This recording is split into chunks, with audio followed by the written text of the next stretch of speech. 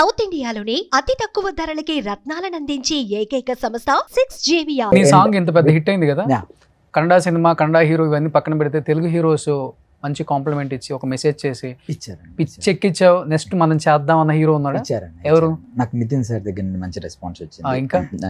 Naga Chaitanya sir దగ్గర నుంచి నేను వెళ్ళి మాట్లాడేసి వచ్చాను. అండ్ అవి ఉన్నాయన్న ఒక 2-3 మంచి నేను కొడితే చాలా గట్టిగా కొడతా, అది వినిపిస్తుంది. ఇంత టైం తీసుకో మాకు, మళ్ళీ మన ప్రొడ్యూసర్లు అన్ని కాస్ట్ ఆఫ్ కటింగ్ ఎలా అన్ని చూస్తారు. లేదు అదో నాకు మినిమం ఇంత టైం కావాలంటే మన నాకు 2 days లో సాంగ్ చేసి షూట్ అది మాకుంటుందన్న, అంటే dance songs maybe time of day లో ఇస్తారు. కూడా తీసిన డేస్ ఉన్నాయన్న. షూట్ ఇట్స్ నాట్ అబౌట్ అంటే లాంగ్ టేకింగ్ ప్రాసెస్. రియాస్ అదే అంటారు కదా, the more you sweat in the practice the less you bleed in the war. Okay, so నేను అది చాలా నమ్ముతా. నువ్వు ఎంతైతే బ్యాక్ వర్క్ చేసుకుని వస్తావో షూట్కి వచ్చిన రోజు నీకు చాలా ఈజీ అయిపోద్ది. టక టక టక టక నీకేం కావాలో తెలుసు, నువ్వు తీస్తావు. ఎవరెంత పెద్ద టెక్నీషియన్స్ ఉన్నా ఎండ్ ఆఫ్ ద డే నీ సాంగ్ నువ్వు బాగా తీసుకొని బయటకి వెళ్ళిపోయావు అంటే, తీసుకోకుండా బయటకు వెళ్ళిపోయావు అంటే ఎవరు హెల్ప్ చేయలేరు.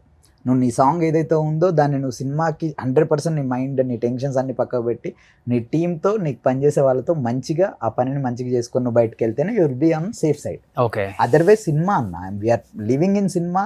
ఎన్నో కోట్లు పెట్టి నేను అదే అంటున్నా, వైరల్ వైర్ it's not a small song or చిన్న సాంగ్. డిఎస్పి సార్ మ్యూజిక్ చేశారు, Senthil sir is a DOP, పెద్ద రాధా సార్ డైరెక్షన్, ఆయనకి ఒక సినిమా ఎక్స్పీరియన్స్ ఉంది. అండ్ కిరీటి సార్, ఎవరైనా లీలా మ్యామ్కి ఎంత ఎక్స్పీరియన్స్ ఉంది. ఇంత పెద్దది నా మీద ఉందంటే నేను ఇలా ఊరికైతే నేను వెళ్ళను.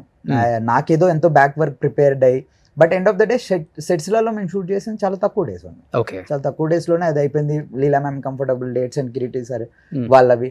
బేసికల్గా నాకు కంఫర్టబుల్ డేట్స్ ఏం లేవు అన్నమాట, బికాస్ నా స్టార్టింగ్ ప్రాజెక్ట్. నేను నా సోల్, స్వెట్ ఇంకా అన్ని ఇవ్వాల్సిందే ఖచ్చితంగా. Okay, okay. ఆ రోజు ఇచ్చాను కాబట్టి ఈ రోజు ఆరామ్సే కూర్చొని ఎంజాయ్ చేస్తున్నా.